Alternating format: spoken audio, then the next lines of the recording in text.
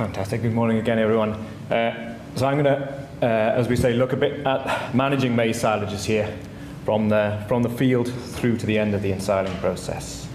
So just very briefly, what I'm going to look at here is to ask the question when to harvest. So we've had some suggestions about timings on harvest here, but I want to look a little bit at why we shoot for that harvest timing as well.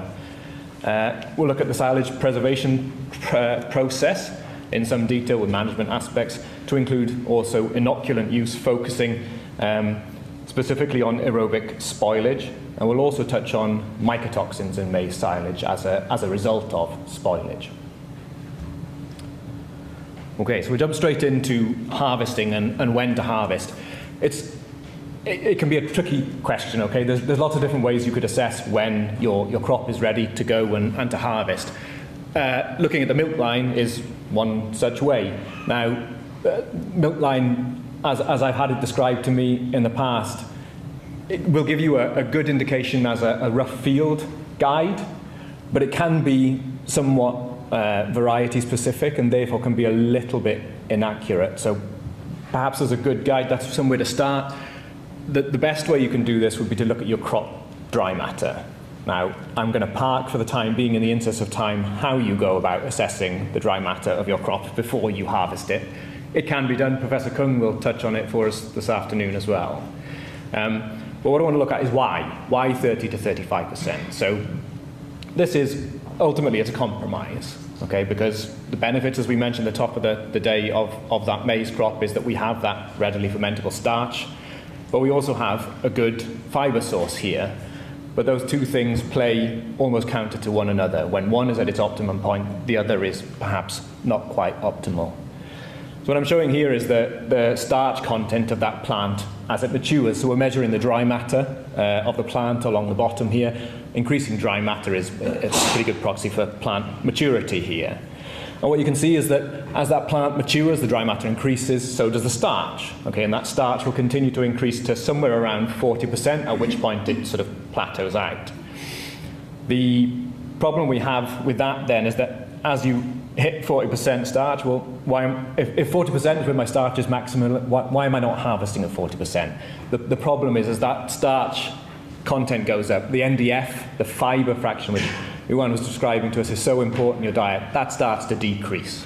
Okay, so somewhere in the middle, as the one goes up and the other comes down, we meet a sort of sweet spot, which is why we are recommending that range of 30 to 35%. Okay.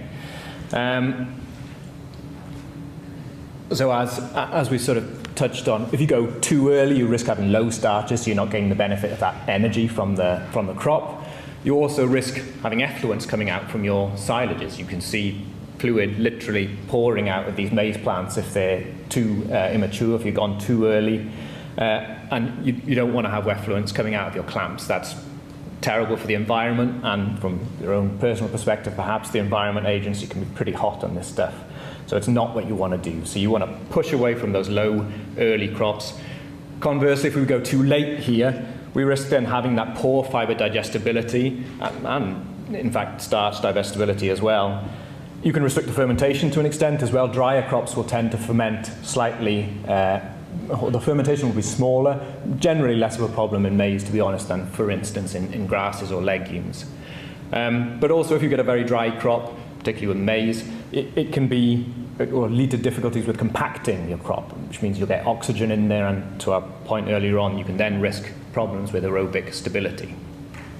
Well, as I say, this is a compromise, and we're shooting for that sweet spot as best as we can. So I want to consider first of all the silage preservation process. So again, we will talk later on about the agronomy. There's loads of important stuff which happens in the field. We've already heard about how important it is to feed your maize carefully. I'm just going to consider from the moment you harvest that crop to the moment we've got it sealed out and start to feed out. Okay? And if we consider this process, I've broken it down into 4 different phases here. So initially we have an aerobic phase. So we cut our plant, we'll get it into a pit, we'll seal it. However well we've compacted that, there will always be oxygen present at the beginning of the process. We can't exclude it completely. At some point, we'll get a fermentation of our silage, all being well. The oxygen is used up within the clamp. We generate acids from the fermentation process, which drops the pH, and that's the fermentation, the pickling process, which is preserving our crops. The third stage I've got here is essentially a stable phase. So we now have low oxygen, we have a low pH. Not a lot should happen here. In theory, your forages are now stable pretty much indefinitely. Okay, sounds good. Stage 4, at some point, we ensiled these so that we can feed them to animals. We're going to have to open up that clamp. We're going to have to feed them out. So we're necessarily exposing that silage again to oxygen. Okay, I'm just going to quickly look at the single part. So I've mentioned fermentation a couple of times here. Fermentation is that pickling process which is preserving our forages. That's driven by microbes, principally bacteria, ideally.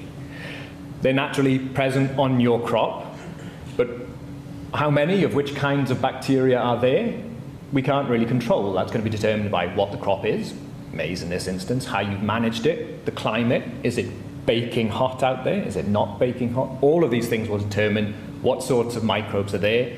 Are they good? Are they bad? We just don't know. Okay, we can't really control that. And just to clarify, when I say bad here, I'm not talking about things which will cause necessarily diseases in your animals, but they're bad from a fermentation point of view. They're inefficient. We heard about clostridial fermentations mentioned earlier on. That's an inefficient fermentation. It breaks down the nutritional quality of our forage. We don't want bad bugs in our forages. They'll break down dry matter, and they'll break down energy. Okay? So the whole process of making silage, the ensiling process, is geared towards pushing everything towards favouring those good microbes. Okay?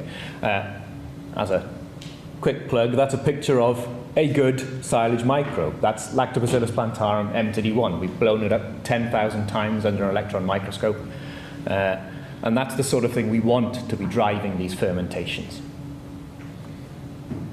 Okay, so I'm going to break down these stages in a little bit more detail as we go through here. So I say I want to favour these good microbes. Now I sometimes do this as a Q&A. I'll spare you the Q&A, but we want to control two key elements here from ensiling.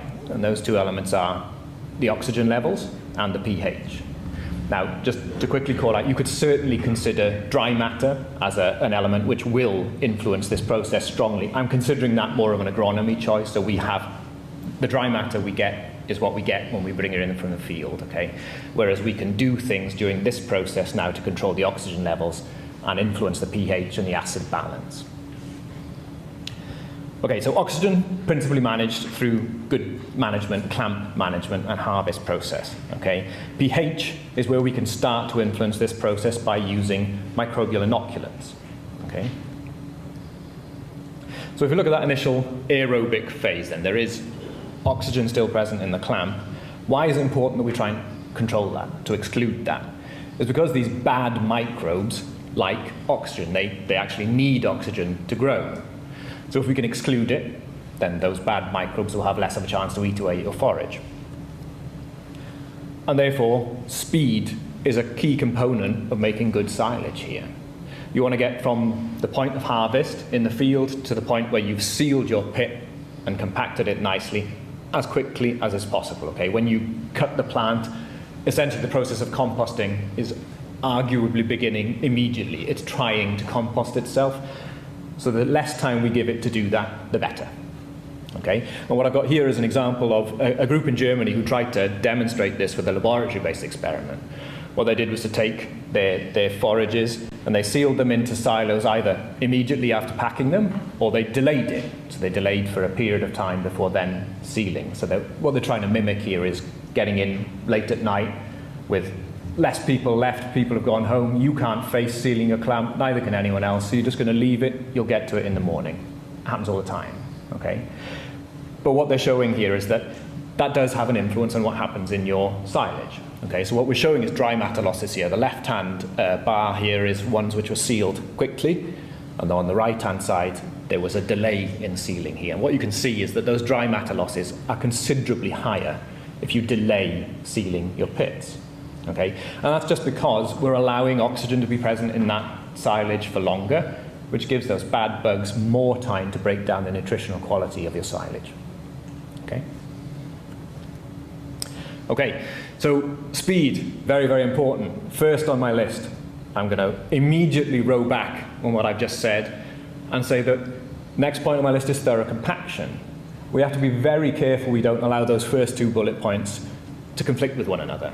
Which is to say, if we want to compact carefully, we need to be making sure we're filling in thin layers, very, very difficult to carefully compact thicker layers of forage, and you need to make sure you're giving it plenty of time to roll and pack it down.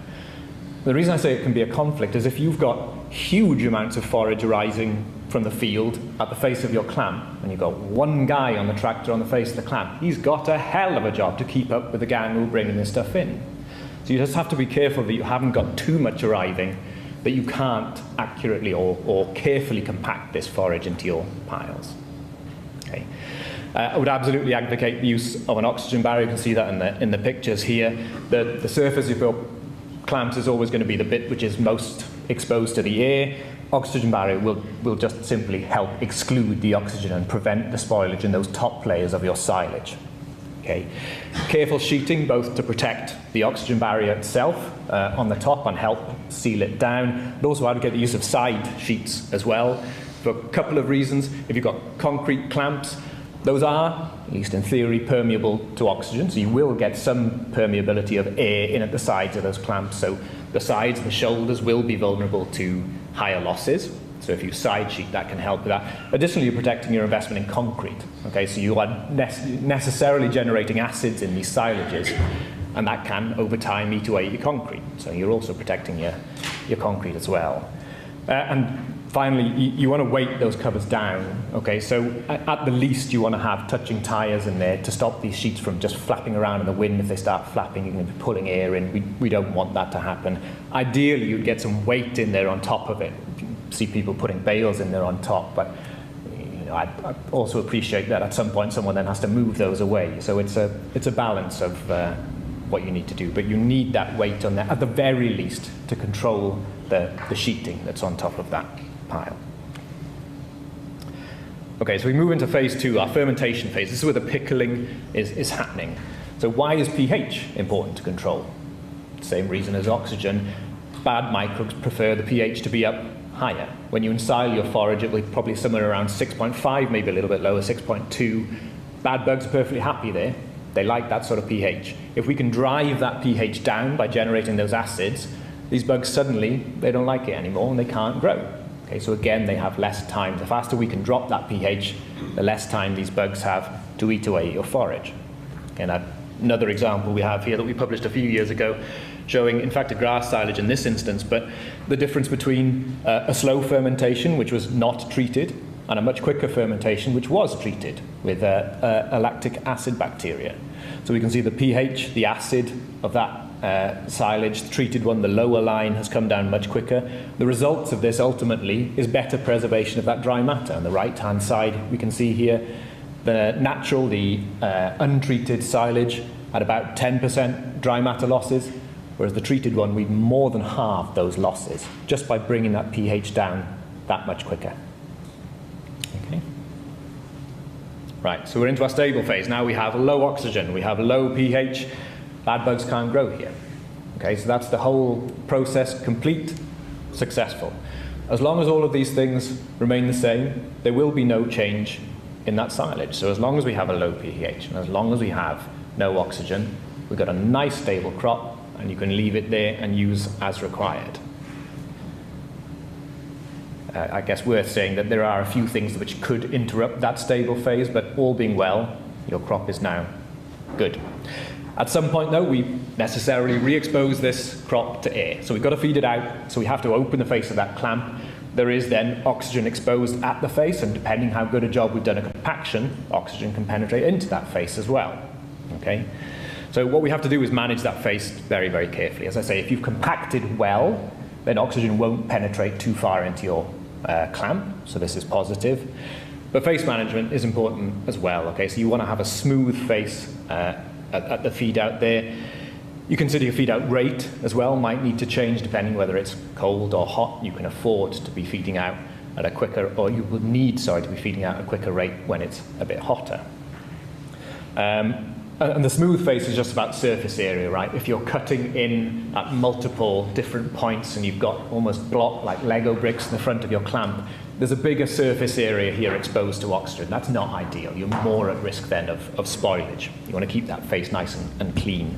And also when you're removing stuff from your clamp, you don't want to be levering anything such that you're opening gaps in that face. That allows oxygen to penetrate further back into your pile, which is far from ideal. Okay, I'll just mention now for the first time, we'll come back to it in a moment, but using inoculates that can generate not lactic acid, which we mentioned earlier on, but acetic acid, which is basically vinegar. This can be a tool in your toolbox to help counter aerobic spoilage, the heating. The reason for that is that yeasts are usually what cause that heating, and acetic acid is a very potent inhibitor of those yeasts. Okay, so I'll quickly summarize up that ensiling process. We've got good ensiling will entail controlling those two key elements, that oxygen and the pH from your forage. Oxygen, principally a management consideration. You've got to have your good compaction, your sealing, and your control of pace. Silage, pH, and as I say, the balance of the acids, that's where we can start to control the process by using these microbial inoculants. And I want to look at that in a bit more detail now. Before I do that, I'm going to just touch on the point which we made earlier on about aerobic spoilage. So I'm talking here about heating. So aerobic spoilage, you maybe have seen forages which look a bit like this. It all happens when we expose these silages to air, but it's triggered by yeast activity. Almost invariably, it will be yeasts that cause this, and as they start to grow, they trigger a sort of chain of events, which ultimately results in heating and then potentially moulding as well. So many of your yeasts, when you ensile your crop, will be killed off, and we'll look at this in the example in a moment, but some of them won't. Some of them are perfectly happy in low oxygen and low pH conditions. So they'll hang around, and what they will do is actually to eat away at some of the lactic acid which you generated. Now it's predominantly lactic acid which is keeping that pH low. So if we have yeasts breaking down lactic acid, what happens is the pH starts to go up. Okay, and as that pH goes up, we remember pH, we want it to be low because bad bugs don't like low pH. So as the pH climbs, we risk these molds starting to grow in our silage again. Obviously, if we get molds, as we'll touch on later on, and Sue Lee will discuss as well, molds, you can start to risk mycotoxin contamination. But either way, if we get this heating silages, we risk high dry matter and energy losses from our forage.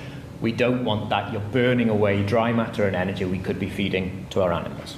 Okay, so one way or another, we need to be controlling these yeast populations to prevent heating.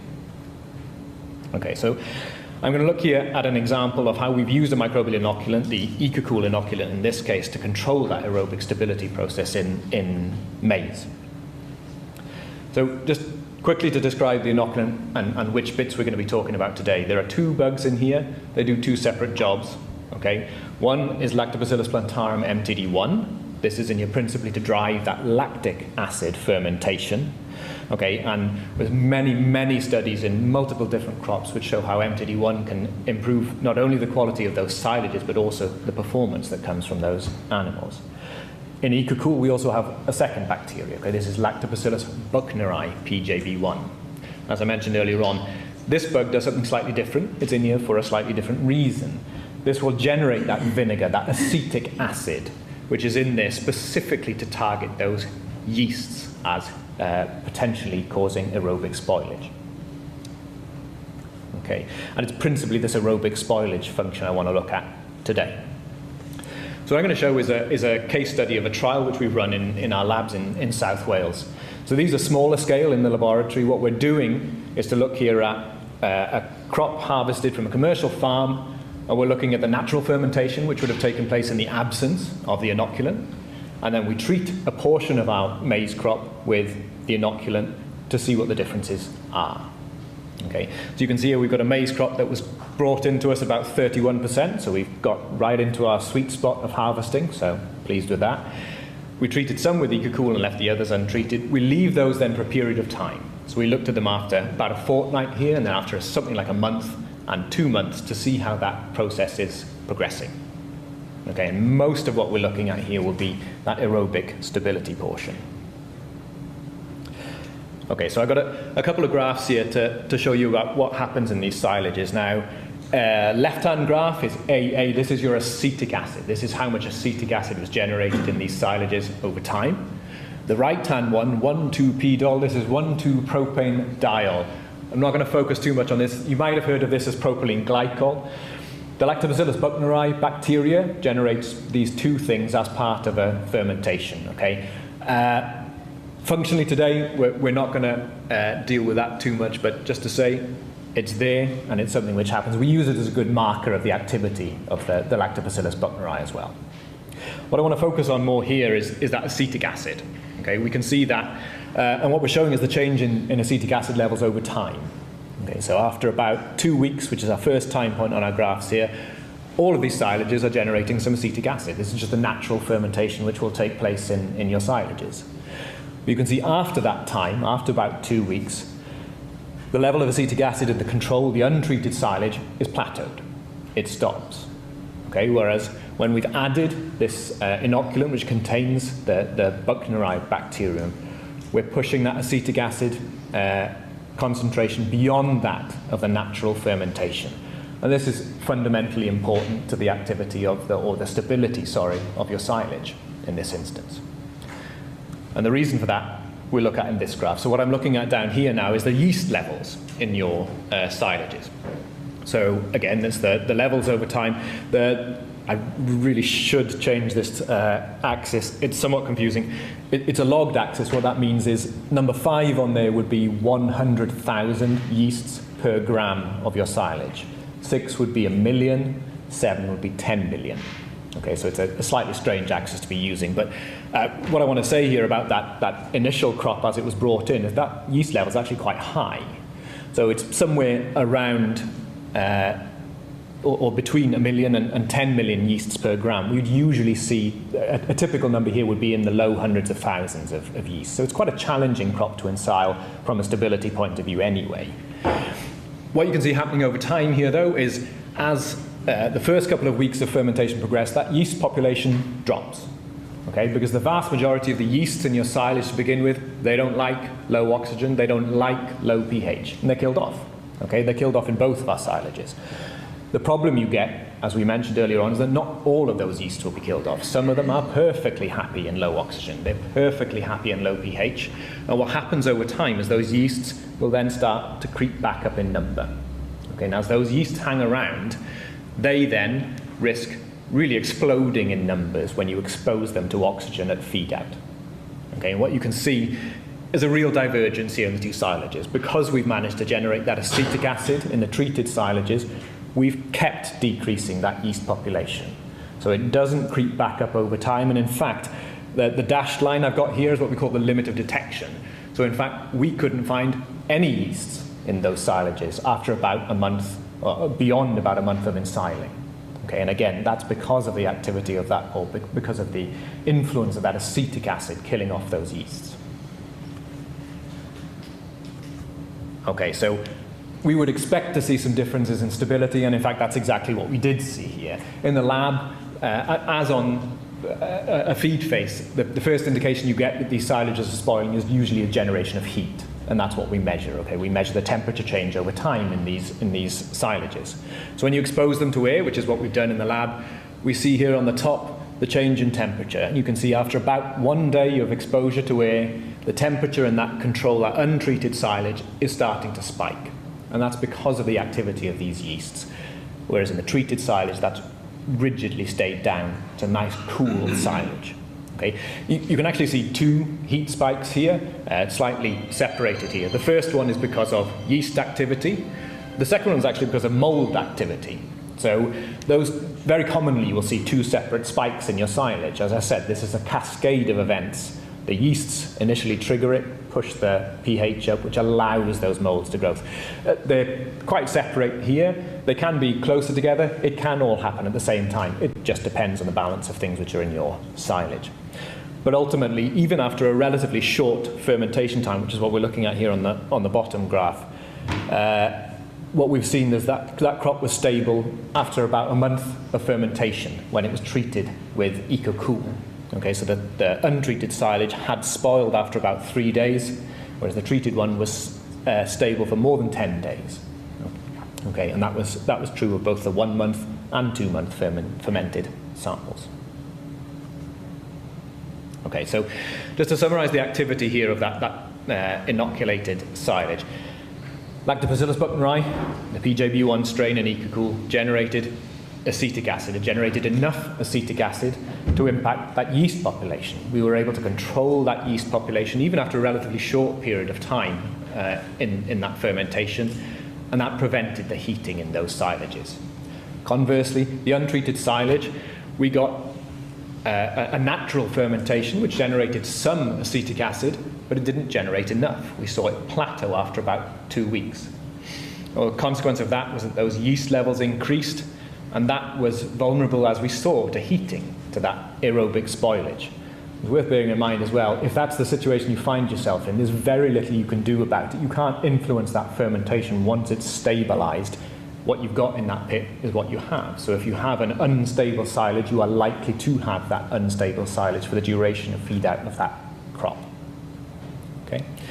So I'll just quickly mention as well, we focused here on maize, and I'll give another example of a maize fermentation in a moment, but Ecosyl we've used in many different crops and has been tested independently in lucernes, in whole crop, barleys and wheats, in grasses, and also in another maize type crop. So we talk about corn cob mix, which is done a lot in Europe, and high moisture corn, which they do a lot of in the US. Perhaps less common, those two in the UK.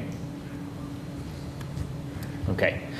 So I just want to look at another case study now, and I want to focus not so much on what the inoculant's doing, but the consequences of that aerobic spoilage process. So I've got heating silage, I can feel it on the clamp face, or I can feel the TMR heating up. So what? What does that mean? Okay, so this is the same principle as before. This is a laboratory experiment which we did from a maize crop harvested on a commercial farm. Again, we've left some of this harvested crop untreated to see what would have happened, and we've treated some of it again with the Ecosyl inoculant, looking to improve that aerobic stability. Now, the previous example I told you was a challenging crop to ensile. This one was even worse, particularly for a maize crop. So again, as far as bad bugs go, we talk about yeasts, we talk about molds, and sometimes we talk about enterobacteria. Okay, enterobacteria are the sorts of bugs you'd find in slurry. Okay, and again, not as pathogens which might make your animals sick so much here, but they're, from a fermentation point of view, very inefficient fermenters. So we don't really want them taking hold of your fermentation. When we brought this crop in, there were huge levels of all three of those groups of microbes. Okay, so again, typically for any one of these, we'd expect to see in the low hundreds of thousands. We've got tens of millions of both yeasts and enterobacteria per gram of maize. Imagine how many grams you're putting into your silage pits. Okay, so it's a very challenging situation to ensile. Okay, and a challenge for the inoculant. What we're asking here is for inoculant to dominate that whole population. It's a tricky situation.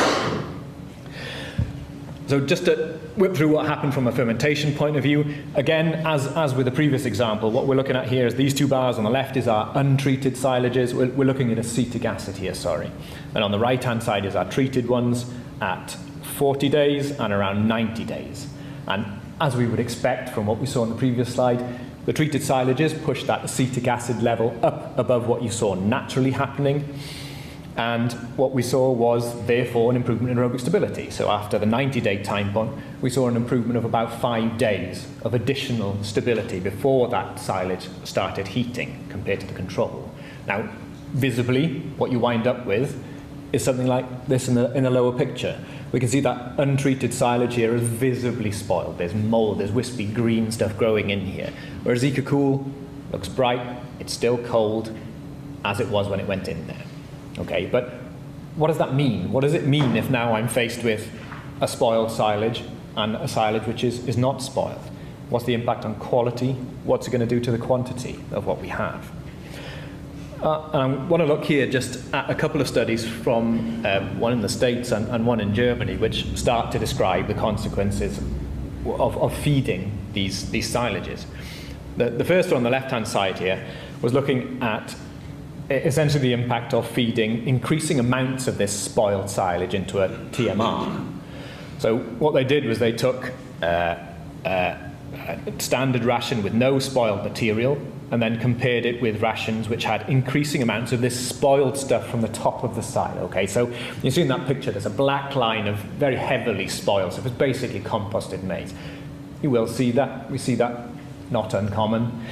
But even that top foot, some of it doesn't look that black, spoiled, slimy stuff. Even that was heating though, so although it looks okay, that's all considered that top foot or so to be spoiling silage.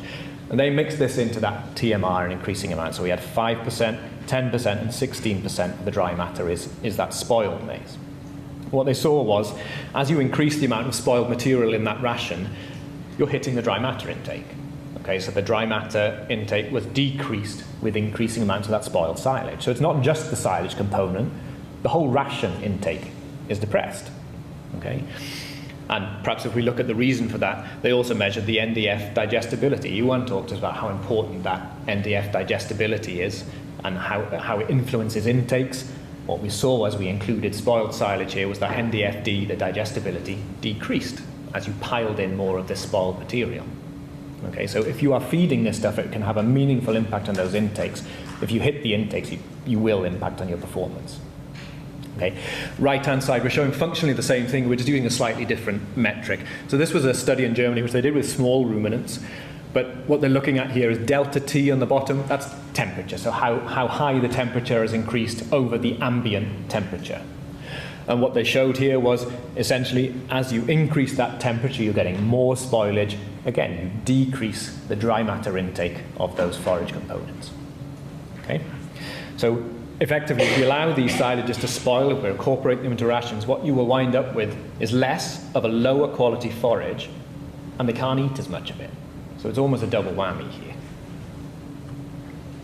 Okay, so with that in mind, we took the silages from these pots, so the spoiled silage and the fresh silage, and we measured that NDF digestibility. Okay, so we put it through an in vitro system to see the differences in NDF digestibility. And what you can see is that there's clear differences here in those two silages, as we'd expect from the two studies which we just looked at. And what we saw that after 48 hours, we've got something like a 4% increase in NDF digestibility. Now, it's not uncommon to have this quote from Ober and Allen in 1999 flashed up when we start talking about NDF digestibility. So it starts to talk about the value of that digestibility. So in particular, we talk about it being associated with an increase, so 0.17 kilo increase in dry matter intake and 0.25 kilos increase in fat-corrected milk for a 1 percentage point change in NDF. Okay. What we've got here is a 4-point change, so that could be worth a kilo of milk. Okay. Just finally, I want to look here at mycotoxins, just very briefly. So we can obviously visibly see molds present here. Now, molds are the causative agents of many mycotoxins here.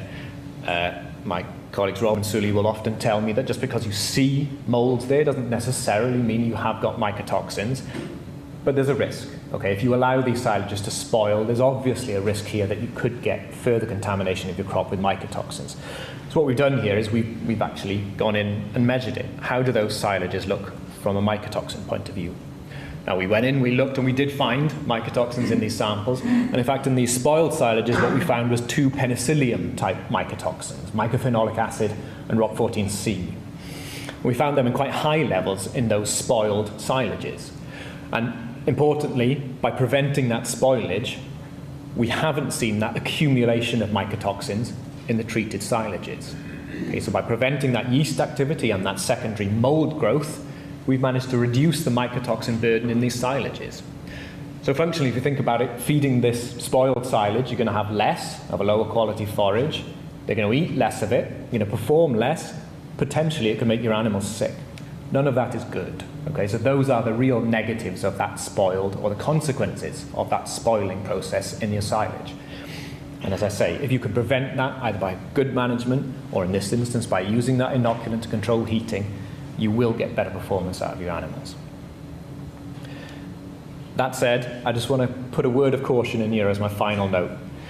We did find another mycotoxin in these silages. okay, and it was there at very, very high levels. So this mycotoxin is called deoxynivalenol, okay, DON. It was present in the untreated silage. It was present in my treated silage. It was also present in the crop when we brought it in from the field.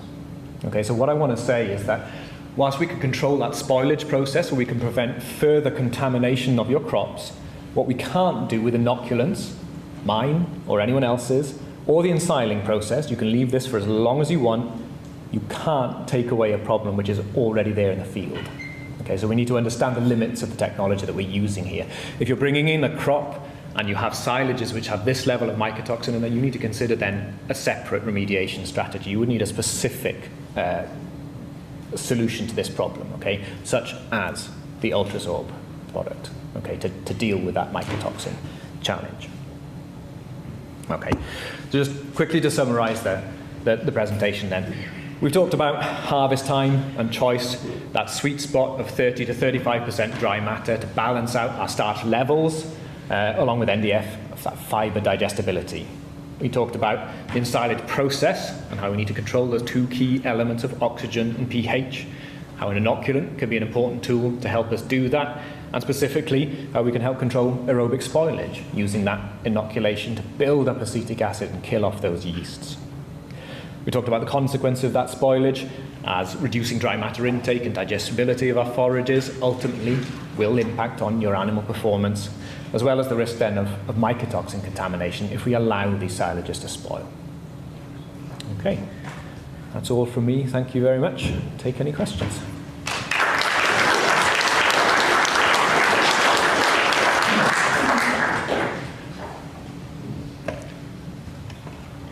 Dave.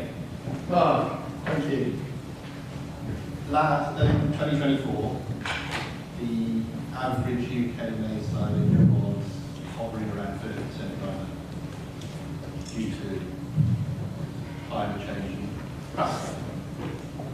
What would your advice be for farmers growing maize silage with a dry matter content less than 30% in terms of, would you advise Ecosyl or Ecosyl? It's outright a question of what problem you're trying to solve. Okay, so what we've talked about here is Ecosyl being a product which is in there to manage aerobic stability. Okay, so you talked, Dave, about dry matter. You can't control what the dry, you shoot for a dry matter. What you get is what you get. Okay, so I tend to try and ignore, Dave, dry matter on what you're trying to solve, because you can't tell me any more than I can what the dry matter is going to be when I bring it in.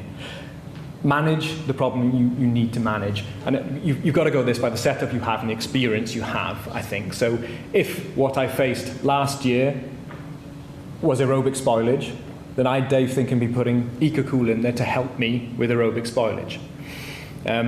But if not, if you aren't seeing problems with aerobic spoilage, then you can start thinking about flipping back to one which doesn't have this. So what Dave's asking is, fundamentally, should I be putting my heterofermentative, that Buckneri vinegar producing bug in, or should I consider putting one without that in there? Okay, and that's just fundamentally you've got to manage the problem you're facing. So if you don't have problems with aerobic spoilage as we've seen in these crops, you can very well think about looking to treat with Ecosyl.